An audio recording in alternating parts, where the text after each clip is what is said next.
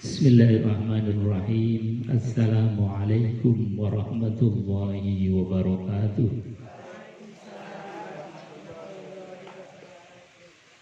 Ulangi lagi biar semangat bunyi. Assalamualaikum warahmatullahi wabarakatuh. Ini kelihatan semangat ahli-ahli surga. Biar ganjil. Karena Nabi senangnya sing ganjil. Assalamualaikum warahmatullahi wabarakatuh.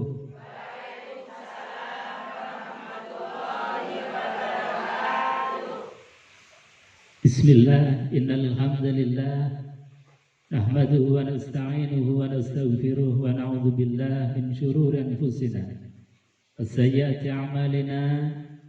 من يهد الله فلا مضل له ومن يضلل فلا هادي له أشهد أن لا إله إلا الله وأشهد أن محمدا عبده ورسوله اللهم فصل وسلم على سيدنا محمد اللهم صل على سيدنا محمد اللهم صل على سيدنا محمد وعلى آله وصحبه أجمعين رب اشرح لي صدري ويسر لي أمري واحلل عقدة من لساني يفقهوا قولي أما بعد قال الله تعالى في كتابه الكريم وهو أصدق القائلين أعوذ بالله السميع العليم من الشيطان الرجيم بسم الله الرحمن الرحيم يا أيها الذين آمنوا اتقوا الله حق تقاته ولا تموتن إلا وأنتم مسلمون Sadaqallahul azim wa sadaqa rasuluhul karim wa nahnu ala dzalika minasyahidin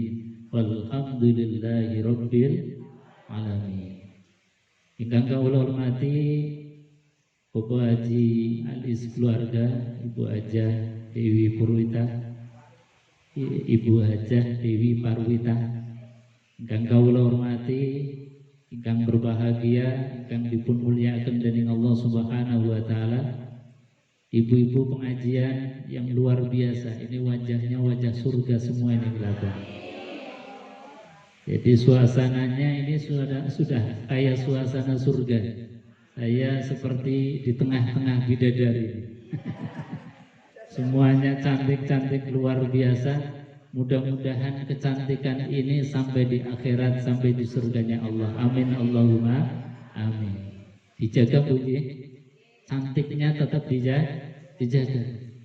Jangan sampai kemudian sudah cantik-cantik ahli surga keluar dari majelis ini, kemudian kerudungnya dibuka lagi. Ini nanti gosong lagi Bu. Nanti gosong lagi. Sebab apa? Nanti dicuci dulu di neraka. Yang asalnya sudah glowing, nanti gosong lagi. Nanti glowing lagi, gosong lagi. Eman. Maka jaga kesurgaan ahli surga kita sampai akhir hayat kita menjemput dengan cara apa? Satu, jaga aurat kita. Yang kedua, jaga sholat kita. Insya Allah. Maka kalau kita bisa menjaga tadi, dari aurat kita jaga, dari sholat kita jaga betul-betul, insya Allah kita dimasukkan ke dalam surganya Allah. Amin Allahumma amin. Ibu-ibu jamaah yang dimuliakan Allah Subhanahu wa taala.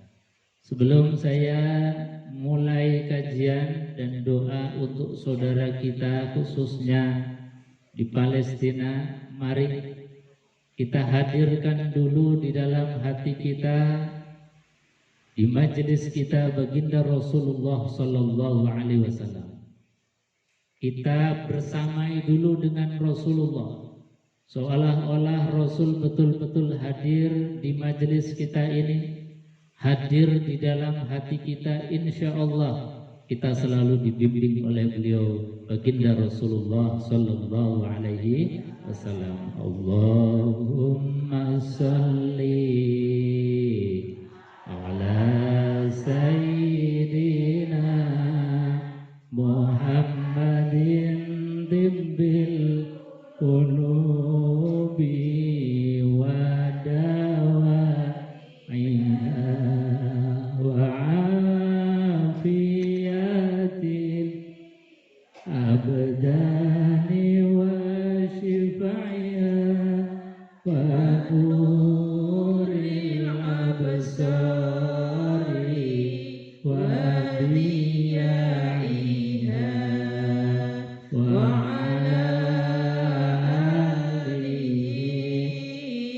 sahbihi wa sallim. Monggo.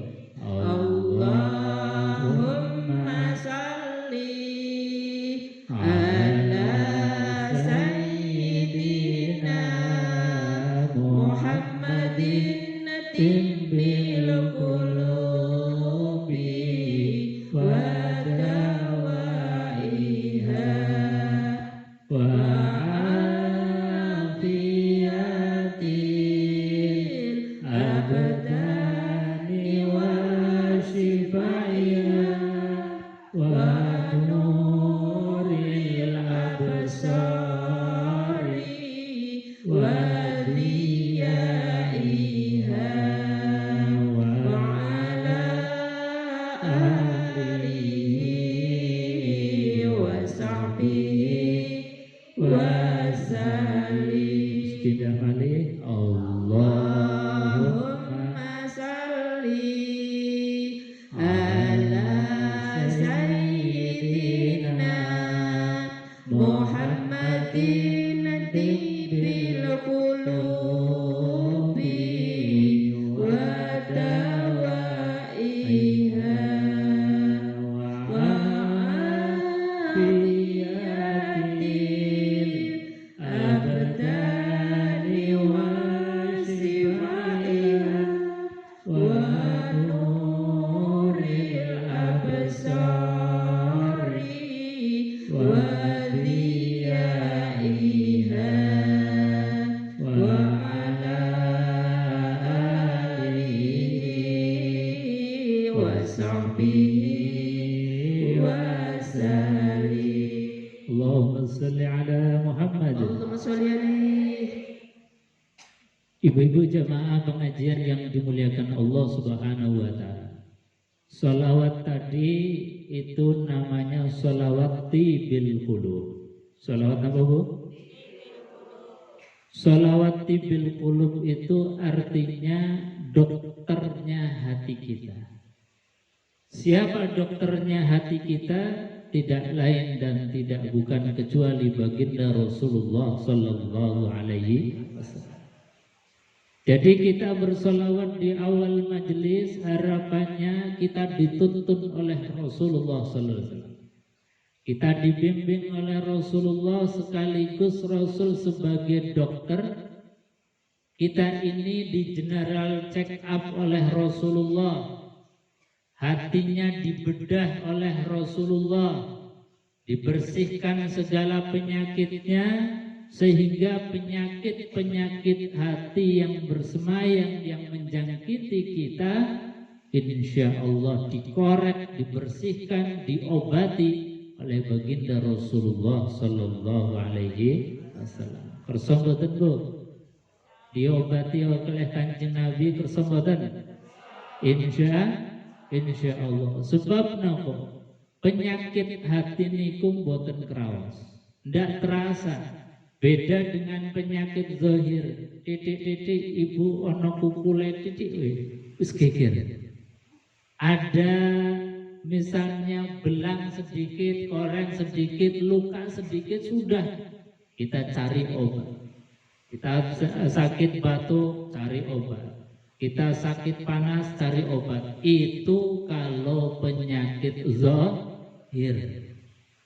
Tapi kalau penyakit hati, padahal ini lebih berbahaya daripada penyakit zahir. Seringkali orang yang terkena penyakit santai-santai mawon. Kita singguya-guyu. Yang enten betul. Jadi kadang-kadang orang yang punya penyakit hati nggak terasa kalau kita ini sedang terkena penyakit yang sangat kronis. Ada penyakit yang namanya ria, ada penyakit yang namanya sum'ah, ada penyakit yang namanya sombong, ada penyakit yang namanya iri, dengki, dan lain sebagainya.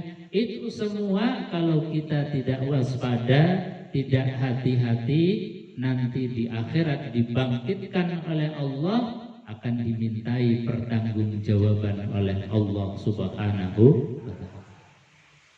Bahkan satu penyakit hati yang namanya sombong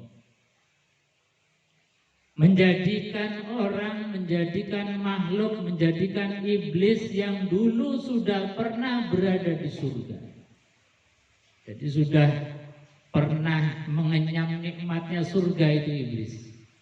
Tapi hanya gara-gara hatinya berpenyakit namanya sombong. Disuruh tunduk kepada Nabiullah Adam, gak mau. Aba wastakbaro, dia ini aba, enggan, wastakbaro, dan takabur. Maka oleh Allah Subhanahu wa ta'ala dikeluarkan iblis itu dari nikmatnya surga ke dunia ini. Ini iblis. Makanya baginda Rasulullah SAW mengingatkan bahwasanya la yadkhulul jannah man kana fi qalbihi mithqala dzarratin min kibr.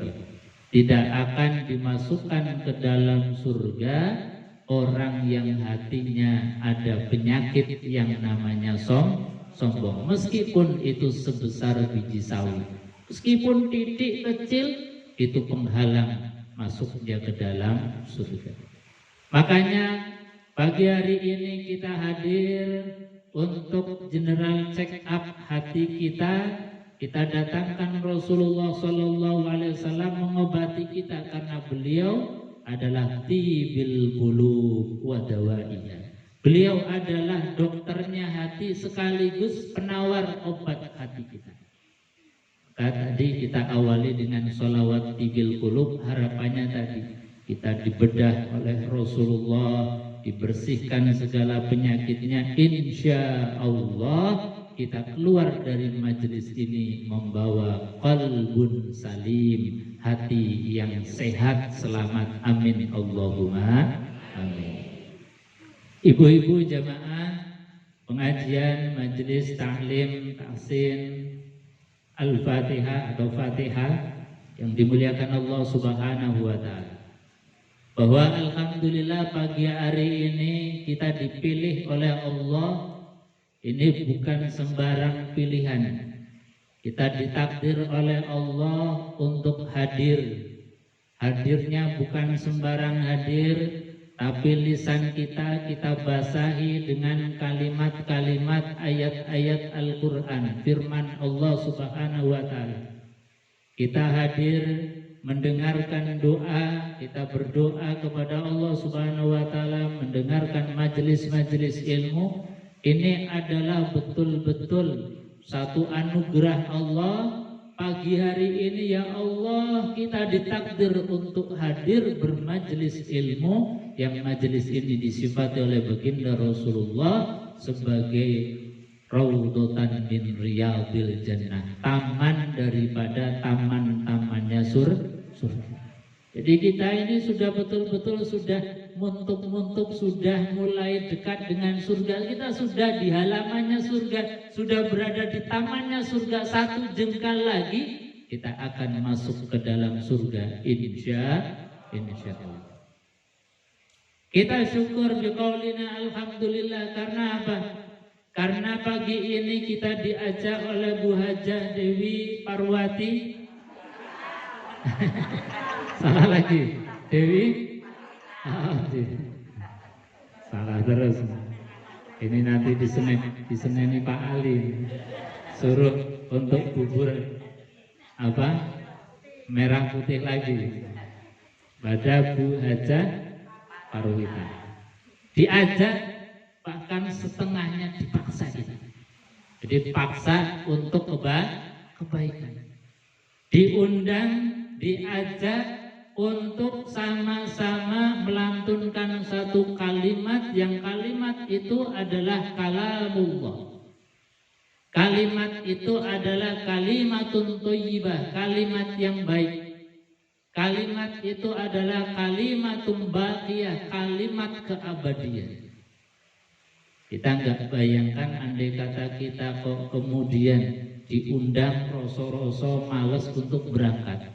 Maka yang ada di lisan kita, ucapan-ucapan kita dari bangun tadi sampai dengan sekarang itu ucapan-ucapan yang nggak ada maknanya. Tapi ketika kita hadir, tidak ada kalimat kecuali lantunan Al-Quranul Karim, tidak ada omongan kecuali kita bersama-sama membaca Al-Quran, maka bibir kita, kerongkongan kita, hati kita terisi dengan Al-Quran. Siapa saja yang lesannya basah dengan Quran, siapa saja yang kerongkongannya itu selalu dialiri dengan Quran, siapa saja yang hatinya ada Al-Quran, maka haram untuk masuk ke dalam neraka. Jadi andai kata kita nanti misalnya nuwun sewu mau kepleset ke neraka, itu nanti ayat Quran yang kita baca itu nanti protes. Saya ini pernah ada di hatinya Ibu Fulan, saya ini pernah ada di lisannya dari Ibu Fulan. Bagaimana mungkin firman Allah kemudian ikutan dimasukkan ke dalam nerakanya Allah? Protes itu. Apalagi seperti misalnya kalau ibu-ibu punya hafalan Quran, maka hafalan Quran ini akan menjadi advokat kita, membela secara hukum di mahkamahnya Allah Subhanahu wa Ta'ala. Jadi kalau kita ini misalnya di mahkamahnya Allah, oh si fulan ini dulu di dunia ini pernah maksiat, pernah berdosa, pernah kemudian mengumbar auratnya misalnya, ini mau masuk ke dalam neraka, tapi goro-goro barokahnya lisan kita ini ada Al-Quran, hati kita ada Al-Quran, maka Quran akan menjadi advokat kita, membela kita mati-matian untuk dimasukkan ke dalam surganya Allah. Maka Nabi itu memberikan motivasi terus. Iqra'ul Quran, bacalah terus Al-Quran. Meskipun saat ini mungkin kita belum lancar bacaannya, mungkin belum tahu dan paham artinya, pokoknya baca, pokoknya belajar terus. Bahkan Nabi Shallallahu Alaihi Wasallam motivasi orang yang bacaannya itu masih, kalau dalam bahasa hadisnya ya tahu masih terbata-bata. Sing donge diwaca panjang dadi pendek, sing donge pendek malah diwaca dawa, sing donge dengung malah jelas, sing jelas malah dibaca dengung.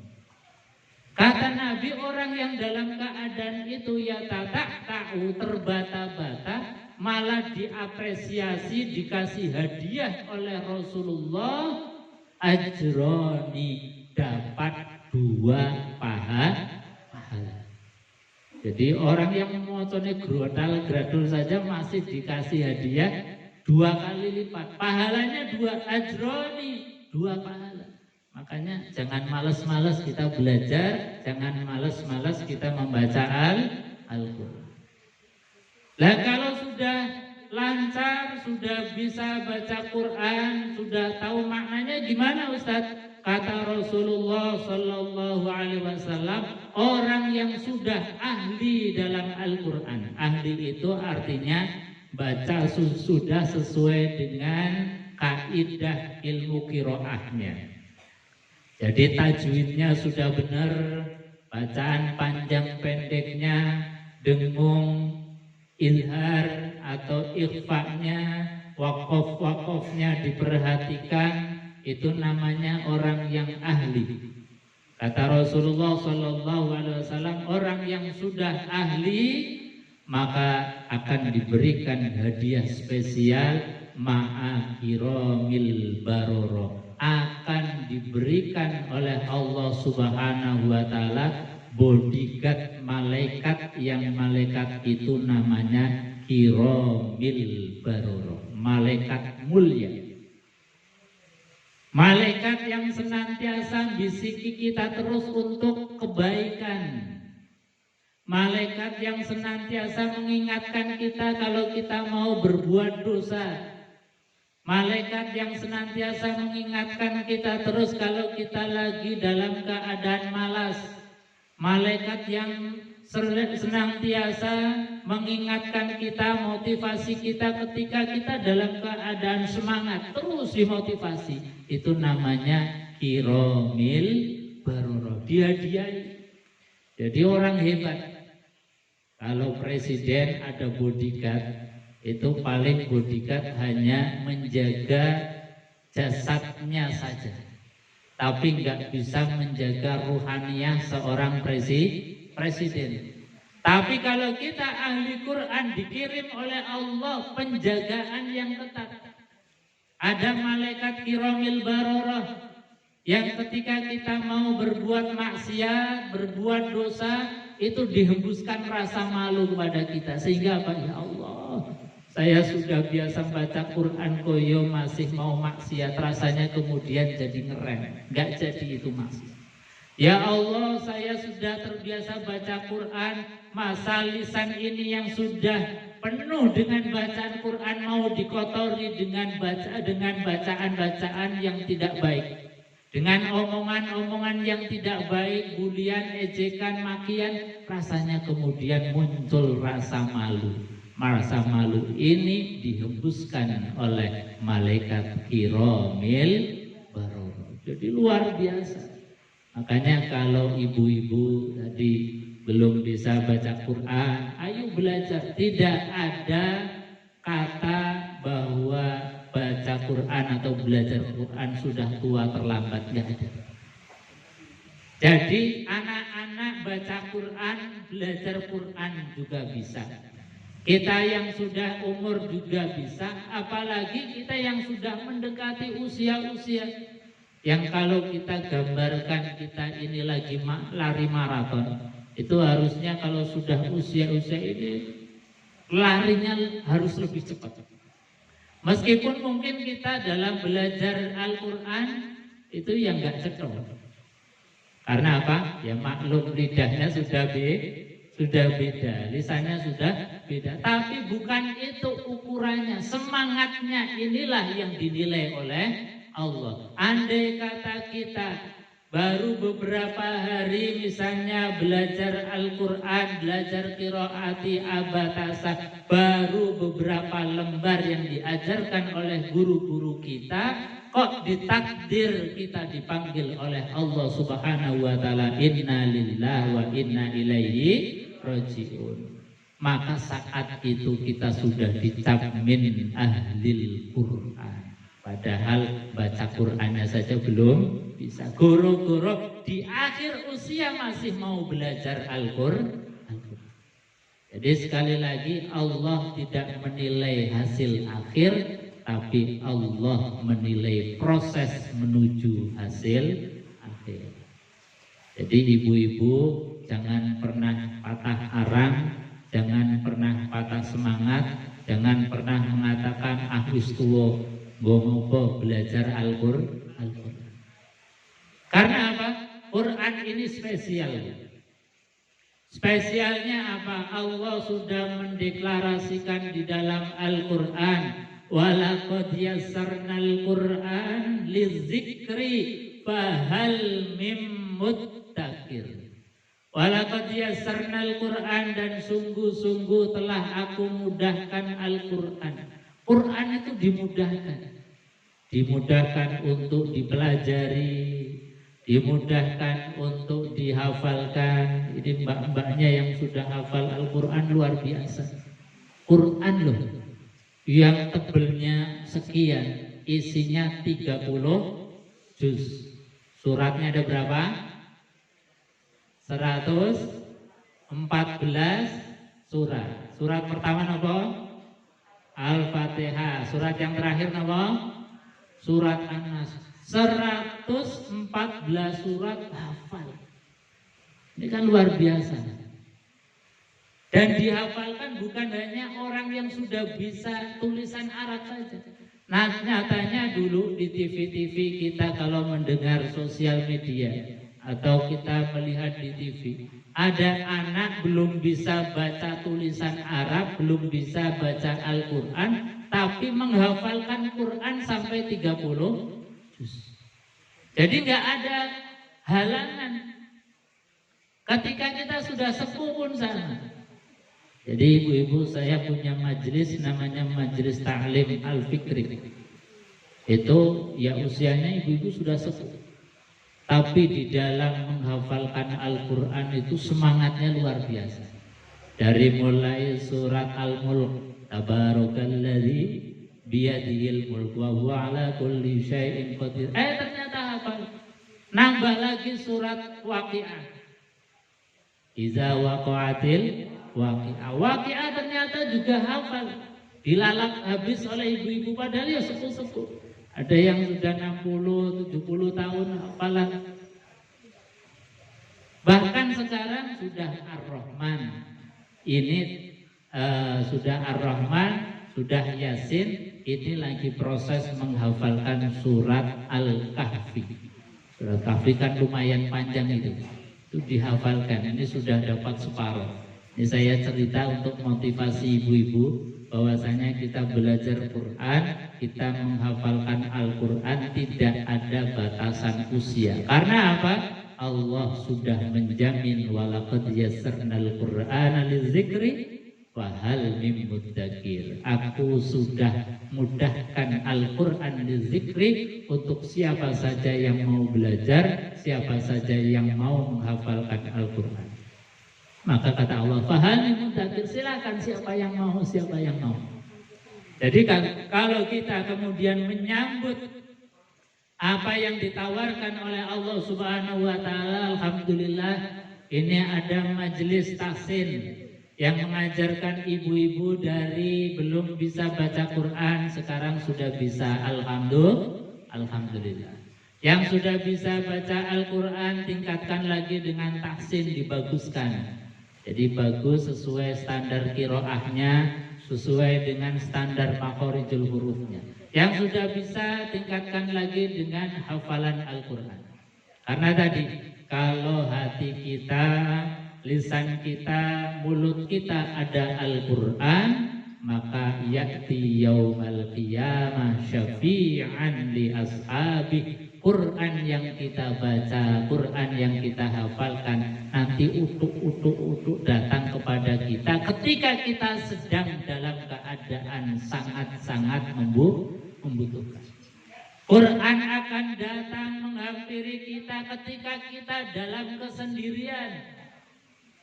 Dan kesendiriannya kita bukan hanya nanti di akhirat atau di kuburan saja. Kadang kita merasa sudah sendiri. Kalau sudah mulai sepuh, meskipun ada suami, ada anak, kadang-kadang sudah merasa sendiri. Karena apa? Anak sudah punya dunianya sendiri. Suami juga mungkin lagi dengan kesibukannya sendiri. Sehingga kita meskipun ada suami, ada anak, seringkali merasa merasa sendiri dalam hidup. Makanya apa? Supaya kita ada hiburan. Hiburlah hati kita dengan Al-Quranul. Lebih-lebih nanti di kuburan itu pasti kita dalam keadaan sendiri. Di kuburan nanti tidak akan ada yang menemani. Meskipun dulu di dunia ketika kita hidup di dunia ada suami, hidup di dunia ada anak, hidup di dunia ada cucu, ada tetangga dan lain sebagainya, masuk ke dalam alam barzakh tidak ada satupun keluarga, tidak ada satupun anak, tidak ada satupun teman yang menemani kita. Maka satu-satunya teman abadi kita adalah Al-Quran. Sekali lagi, ayo dekati Al-Quran. Jangan ada jarak antara kita dengan Al-Quran. Ibu-ibu jamaah yang dimuliakan Allah Subhanahu wa ta'ala. Maka di Quran ini saya cuplik sebagai oleh-oleh dan hadiah kita dari pengajian. Quran itu mengajarkan kepada kita. Quran mengisahkan satu cerita kisah tentang Nabiullah Ibrahim alaihissalatu wassalam. Nabiullah Ibrahim itu pernah berdoa dan doanya ini diabadikan di dalam Al-Quran. Kata Nabiullah Ibrahim, Rabbi inni askantu min zurriyati biwadin ghairi zi zar'in 'inda baitikal muharram. Rabbana liyuqimus shalah. Ini kata Nabiullah Ibrahim. Rabbana, duhai Tuhanku, ini sesungguhnya aku askantu min dzurriyyati. Aku tinggalkan sebagian dari keturunanku, yaitu Nabiullah Ismail alaihissalatu wassalam. Nabiullah Ismail itu lahirnya di Palestina yang sekarang ini sedang geger. Warganya itu dibombardir oleh Israel, ada tragedi kemanusiaan. Itu Palestina, negeri tauhid asalnya, karena negeri itu di sana ada bapak tauhid yaitu Nabiullah Ibrahim alaihissalatu wassalam. Jadi Palestina itu sebetulnya adalah negeri tauhid, negeri warisan dari Nabiullah Ibrahim alaihissalatu wassalam. Maka ketika saat ini Palestina dijajah oleh Israel, di antara kewajiban kita selaku orang muslim untuk merebut kembali tanah tauhid itu dari penjajah-penjajah Israel. Jadi Nabiullah Ibrahim alaihissalatu wassalam membawa putranya yaitu Nabiullah Ismail yang lahir di Palestina, yang segala sesuatunya tercukupi. Karena apa? Palestina ini negara yang subur makmur, berkah. Dalam Quran gambaran keberkahannya Palestina itu digambarkan di dalam surat Al-Isra. Subhanalladzi asra bi'abdihi lailan minal masjidil haram ilal masjidil aqsa alladzi barakna haula. Nabi itu Isra dari Mekah ke Palestina ke Masjidil Aqsa, yang Masjidil Aqsa itu disifati barakna haula, sekelilingnya itu tanahnya diberkahi oleh Allah Subhanahu. Tapi Nabiullah Ismail meskipun lahir di sana, di tempat yang subur makmur, tempat yang ramai, banyak orang, tapi dibawa oleh ayahandanya yaitu Nabiullah Ibrahim, dibawa jauh-jauh dari Palestina ke Mekah. Ditempatkan di satu tempat yang disifati oleh Quran biwadin ghairi dzi zar'in. Satu tempat lembah cekungan, karena itu memang posisinya dikelilingi oleh bukit-bukit. Jadi Ka'bah itu letaknya di cekungan, biwadin, wadi itu artinya cekungan. Ghairi dzi zar'in, yang tidak ada tumbuhan di sana. Enggak ada sumber mata air di sana. Enggak ada tetangga, enggak ada siapa-siapa. Gung liwang liwung, jauh dari kanan kiri, jauh dari siapapun. Jadi ada orang bawa istri, bawa anaknya dari kota ditempatkan di tempat terpencil. Ini kan nggak kebayang kita.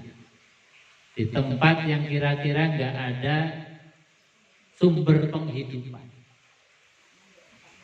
Tetapi toh Nabiullah Ibrahim alaihissalatu wassalam tetap membawa anaknya jauh-jauh, dibawa dari Palestina ke Mekah. Padahal kita tahu dulu pasti belum ada pesawat, belum juga ada kereta cepat, apalagi mobil Alphard belum ada. Jadi nyaris cuman jalan kaki, kalaupun pengen cepat naik onta. Ibunda Hajar membawa bayi yang masih merah, nggak kebayang. ratusan bahkan ribuan kilometer ditempuh dengan hanya numpak onta. Tetapi itu dilakukan oleh Nabiullah Ibrahim untuk apa? Kata Nabiullah Ibrahim, Rabbana liyuqimus shalah. Duhai Tuhanku, aku bawa anakku ini tidak ada tujuan lain kecuali tujuan agar anakku ini bisa mendirikan sholat dengan sebaik-baik. Jadi tujuannya Nabiullah Ibrahim hanya satu, untuk supaya Ka'bah ini yang menjadi kiblat sholat kita terjaga. Andai kata Nabiullah Ibrahim tidak membawa anaknya ke Mekah, ke Ka'bah, maka pasti Ka'bah itu sudah tidak ada yang mengenalinya lagi. Pasti kiblat kita itu sudah hilang. Karena Ka'bah itu sebetulnya sebelum Nabiullah Adam alaihissalam itu diturunkan dari surga ke bumi, itu titik yang sekarang jadi Ka'bah sudah ditunjuk oleh Allah bahwa ini adalah pusatnya dunia. Ini adalah kiblat. Maka Nabiullah Adam alaihissalam kemudian bangun di zaman dan di era Nabiullah Nuh alaihissalam. Ka'bah itu luluh lantak karena banjir bandang. Yang kemudian nantinya dibangun lagi oleh Nabiullah Ismail dan putranya dibangun oleh Nabiullah Ibrahim dan putranya Nabiullah Ismail. Jadi Ibrahim itu tidak membangun dari awal. Dalam Quran disebutkan wa idh yarfa'u Ibrahimul qawaid. Jadi Nabiullah Ibrahim itu membangun kembali, meninggikan kembali, merenovasi Ka'bah yang sudah luluh lantak. Minal qawaid, dibangun dari puing-puing pondasinya. Itu kemudian ditinggikan, dibangun seperti sekarang yang kita lihat. Jadi andai kata Nabiullah Ibrahim itu tidak membawa putranya ke Mekah, nyaris kiblat kita itu sudah hilang. Makanya ibu-ibu, kalau kita sholat misalnya sholat zuhur, niatnya gimana Bu? Usolli fardhu duhri arba'a rokaatim mustaqbilal kiblati adaan lillahi ta'ala. Dalam niat sholat itu ada kalimat yang kita baca mustaqbilal kiblati. Artinya apa? Kita sholat menghadap ke arah kiblat. Kiblatnya mana Bu? Ka'bah Baitul. Maka ketika kita niat sholat dengan mengucapkan mustaqbilal kiblat, coba kita bayangkan perjuangan Nabiullah Ibrahim supaya kita bisa mengucapkan mustaqbilal kiblat itu bukan perjuangan yang gampang.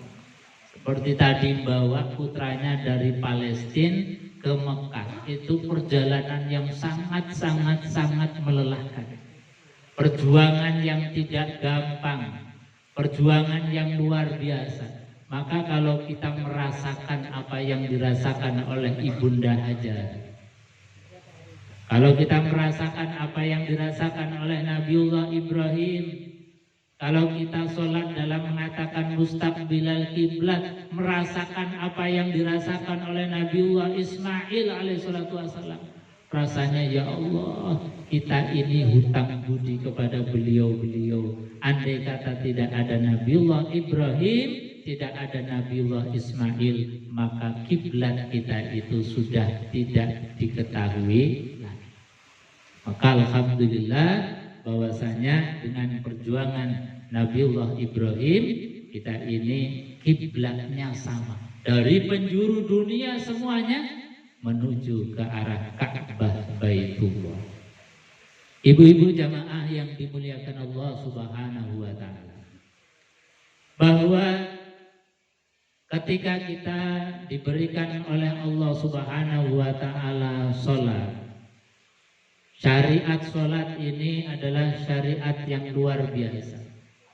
Maka jadikanlah orientasi niatan kita, tujuan hidup kita itu sebagaimana tujuan hidup yang disampaikan oleh Nabiullah Ibrahim. Yaitu apa? Tujuan utamanya hanya sholat. Ketika kita aktivitas harian dari mulai bangun tidur sampai menjelang tidur, kita banting tulang, peras keringat, dari berangkat pagi sampai sore bahkan sampai malam, itu hendaknya semua tujuan orientasi hidup kita agar terjaganya sholat. Kita bekerja ya supaya sholatnya bisa baik. Kita ini mencari rizki, maka supaya sholatnya kita bisa khusyuk. Kita belajar ya supaya kita sholatnya menjadi benar. Jadi tujuan utama itu hanya sholat. Tapi kadang-kadang kita justru sholatnya untuk menopang ekonomi.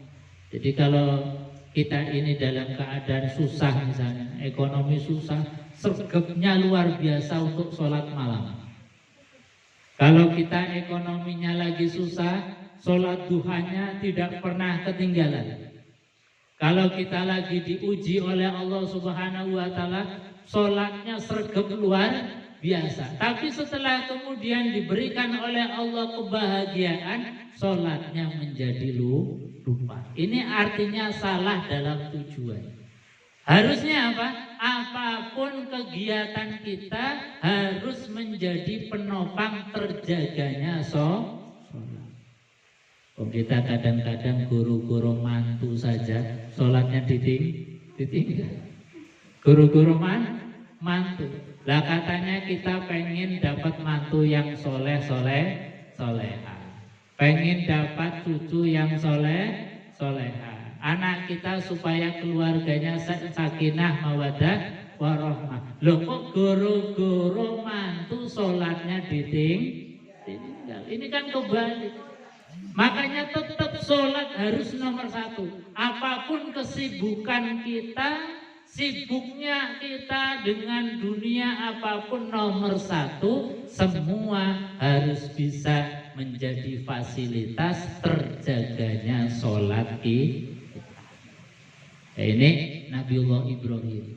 Jadi Nabiullah Ibrahim sampai segitu luar biasa orientasi hidupnya, kata beliau, Rabbana liyuqimus sholat. Ya Allah, aku bawa anakku ini ke tempat yang tidak ada apa-apanya, tujuannya hanya satu, agar anak keturunanku ini mampu untuk mendirikan sholat dengan sebaik-baiknya.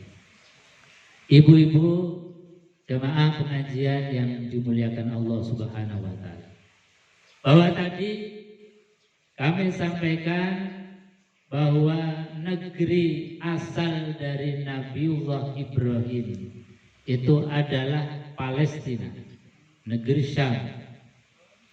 Maknanya apa? Negeri itu adalah negeri tauhid, negeri yang asalnya di situ semua orang kenal dengan Allah Subhanahu wa Ta'ala. Di situ tempatnya untuk orang yang taat kepada Allah, ruku, sujud, mengabdi kepada Allah Subhanahu wa Ta'ala. Kok kemudian sekarang bumi yang berkah itu sudah beralih fungsi, dijadikan sebagai tempat tinggalnya orang-orang yang memusuhi Allah Subhanahu wa Ta'ala. Di sana banyak sekali orang-orang yang memusuhi orang-orang yang beribadah kepada Allah Subhanahu wa Ta'ala. Maka ini tentu kita sebagai muslim, orang yang diajarkan oleh baginda Rasulullah Sallallahu Alaihi Wasallam, yang diberikan oleh Allah Quran, diberikan oleh Allah syariat. Syariat tujuannya apa? Kata para ulama bahwa maqasidus syar'i, tujuannya kita diberikan syariat. Ada syariat syahadat, ada syariat sholat, ada syariat zakat, puasa, haji. Semua syariat itu tujuannya satu. Yang pertama,